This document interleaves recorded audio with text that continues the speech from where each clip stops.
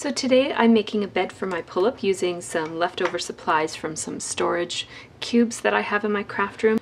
So right here you see a picture of 4 cubes. These are separate items, so I bought each of these separately, and they're just regular furniture in my scrap room. They've been there for quite some time. Some cubes come with 3 drawers, some cubes come with 4 drawers, some come with 2 drawers, some come with shelves. You can see some shelves over there, and some come with different things in them.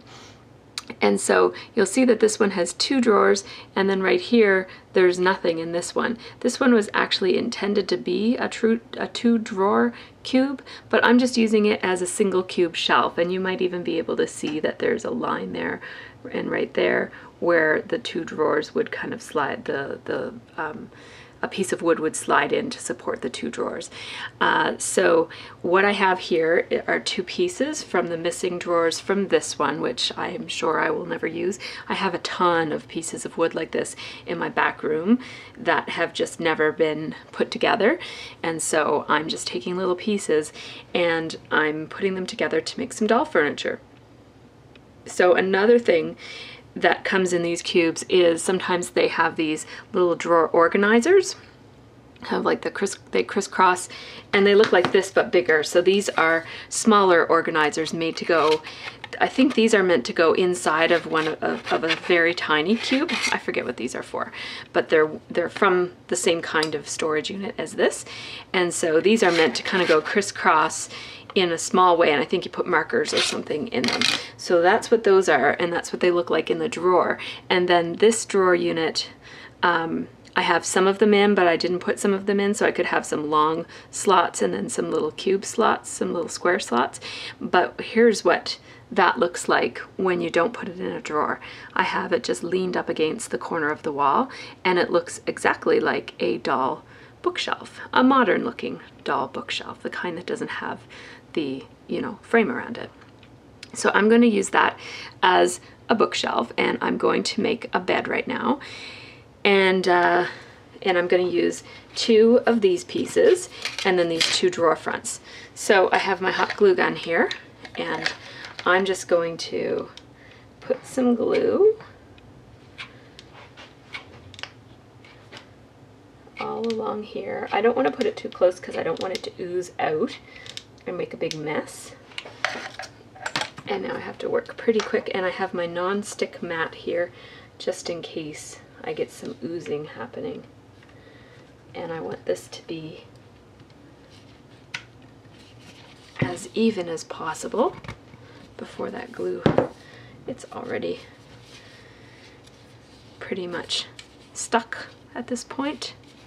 So now I have this surface that will be, oh, it has orange on it for some reason. Probably some splatter from some mist I used the other day.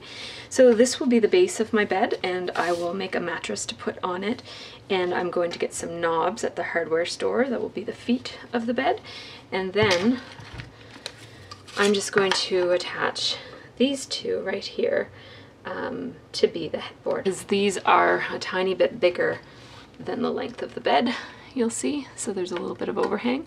So what I'm going to do is just figure out where I need it to be, this way or this way, so that it can be even, and I'm going to take my little pencil and make a mark, because I'm going to have to put them on one at a time. So that looks about even. It doesn't have to be perfect because this is just going to be kind of in the background. Nobody's going to be measuring or looking at it all that closely. So I'm just going to put a mark right there for that one. And now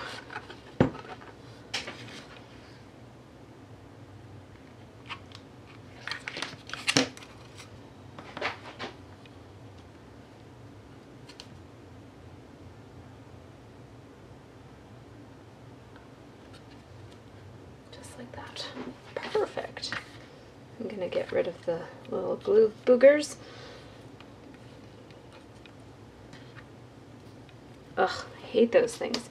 All right, and now I need to make this one just kind of butt right up against that one so that they're nice and even. Okay.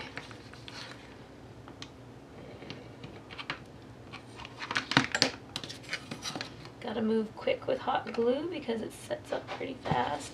And there is the first part of my bed. So now I just have to go to the hardware store and get some legs for this bed. And then I have to spend some time with my sewing machine to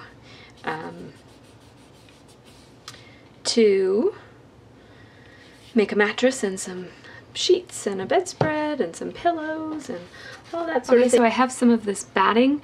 It is about it's a little more than a half an inch wide, and I just have it on hand. So this is what I'm going to use for the mattress for my bed, and all that I'm going to do is just use a marker to mark. It looks like it's pretty square on that corner. I think that's the like manufactured edge, so I'm going to trust that that one is cut straight. And I'm just going to take my marker. I'm going to be covering this with a piece of fabric, so I'm just going to take my marker and mark the edge of the bed here. I'm going to cut on the inside of that. I want this to be, actually that's probably, I want this to be smaller, right? I don't want it to be, yeah, I don't want to mark on the bed. So even that's probably a little, that's like flush with the bottom of the bed. So why don't I make it just like right like that? That way it's going to sit on the bed, the bedspread is going to go over it, it's going to look good. So that's what I'm going to do. So that's my mark for that side, and then I just have to do kind of the same down here. Maybe a little bit further over that way. There we go. So I'm going to cut that, and then I'm going to cover it. And I'm not a great sewer, so I'm not going to show that part. I'll muddle my way through it and come back with a covered mattress. Okay, so here's my bed with the mattress. And I just used a piece of fabric that I already had in my stash of quilting fabric. I'm not a quilter, but I do buy quilting fabric just to have on hand for sewing doll clothes. And so what I did was I actually did not sew this. It seemed like that was going to be a lot of work and calculating and that sort of thing, and I just thought, I think I'll just wrap it like a present and use hot glue to hold it in place. So I just I cut the fabric so that it was big enough to overlap this way and just a little long this way. I put my mattress in the middle, I folded it over, and I hot glued all the way along this seam right here. And then I just kind of folded in the corners and flipped it down, folded in the corners and flipped it down. This is what it looks like. I just added, any place that there were gaps, I just added a bit of hot glue. I just tucked the glue nozzle under there and just squeezed a bit of glue in there and then held it down to get it to be a pretty tight fit so it looks like a mattress. So, and it fits fairly well, and it even turned out straight, which surprises me because I'm not good at making things straight. I'm a big eyeballer of things, so sometimes I finish and it looks wonky. So now I have asked my husband, and he has agreed to cut these two pieces at this length so that I will have a footboard that will be about this tall. Okay guys, so here I am with my bed almost completed. It just needs the footboard to be added, and I made a mattress and I made a blanket and I made a pillow, and I think I'm gonna stop there. The way that I made the blanket is I just found this really cool anime fabric that was in my stash. I had bought it this summer when there was a big sale at the store that I do my shopping at, and so I picked this up, and what I did was I put this red fabric, which I think is from October Afternoon, and this fabric kind of like front, good sides together, right sides together, and I just hemmed all the way around it, and I left a little spot somewhere. I can't remember where. Yeah, I meant to leave it at the bottom, but I left it at the top. So there was like a space about this big because I was going to put some batting in this, but then so then what I did was I turned it inside out and I ironed it square, and I used my little inside out turner thingy to make it all the corners square, and then I ironed it, and I was going to stuff it so there was a little opening here, and what I did was when I ironed it, I just folded that little flap of fabric in on both sides, I was going to put some batting in, and then I decided that it's a doll blanket and it probably doesn't need any batting. So I just top stitched all the way around, including where the hole was. So because I had ironed those edges inward, when I came to that area, I just kept on sewing and sewed right over the place that was, you know what I mean. If you don't, just leave me a question and I'll try to explain it better. So that gives me this nice little, the nice thing about this is that it is reversible, so if I ever have a scene that's supposed to be set in someone else's room, I could always just use this side as their blanket, and then just make a new pillow or something so that it's not obvious. So that is a good thing, and I do have more of these supplies, so I could make a second bed if I wanted to, but I think I might just, like, I don't know, decorate this up with some paper or something, or make it a different color, in order to make this be another bed someday, so then I won't have to make a new blanket. So that's my thinking, is that I like the red as the trim, and then the red can be another blanket someday for another bed. Then for this, I had a long strip of this chevron fabric left over, so I just flopped it over and kind of did the same thing. I just hemmed on all three sides. I left a little tiny, here's where I left the little tiny opening, flipped it all inside out, stuffed it with stuffing, not the same kind of stuffing that this is, but like a batting type of stuffing, and then I just hand sewed it closed. You can tell it's a little puckered there because I don't do a good job of sewing, but it's good enough. There. Good enough for a doll, that's for sure. So Suri, who is still sleeping from a long time ago, and she can just kind of go to sleep like this, cover her up, and she looks awesome in there, doesn't she? That's really cool. I really love how that looks. So this project is pretty much done. All I have to do is get these cut, and then I'll put them on here, and they will be the foot of her bed, and they'll be shorter than they are right now, and I will show you some pictures of the final project. Okay, so here's the final product. I have the bed that I made and the bedding that I made. I have a little container from Walmart that I'm using as a laundry basket. I have a little basket for my craft room that I've turned upside down to use as a bedside table.